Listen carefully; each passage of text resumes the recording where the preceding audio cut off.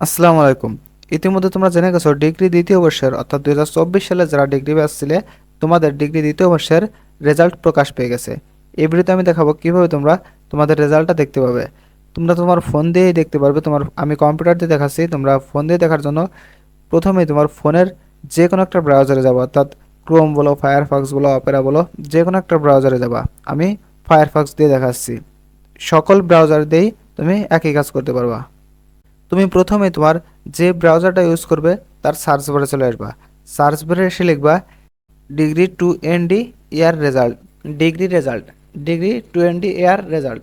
দেখো আমার লেখা আছে ডিগ্রি টোয়েন্টি ইয়ার রেজাল্ট 2024। এখানে ক্লিক করবে, প্রথম যে ওয়েবসাইট আসবে এখানে ক্লিক করবে। এরপরে ঠিক এরকম একটা ইন্টারফেস আসবে। এখানে তোমরা দেবা ডিগ্রি টোয়েন্টি ইয়ার লেখা আছে, দেখো ব্যাচেলার ডিগ্রি টোয়েন্টি ইয়ার। এখানে তোমার রোল দিবা, এখানে রেজিস্ট্রেশন দিবা, রোল রেজিস্ট্রেশন, এবং এইখানে 2024 দিবা, 2024।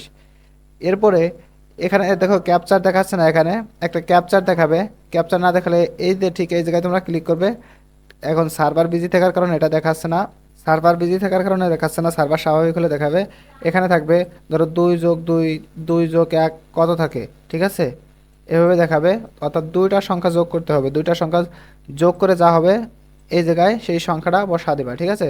যোগ করে যা হবে সেই সংখ্যাটা বসিয়ে দেবে, তাহলে তোমার এরপরে সার্চ রেজাল্টটা দিলে রেজাল্টটা চলে আসবে।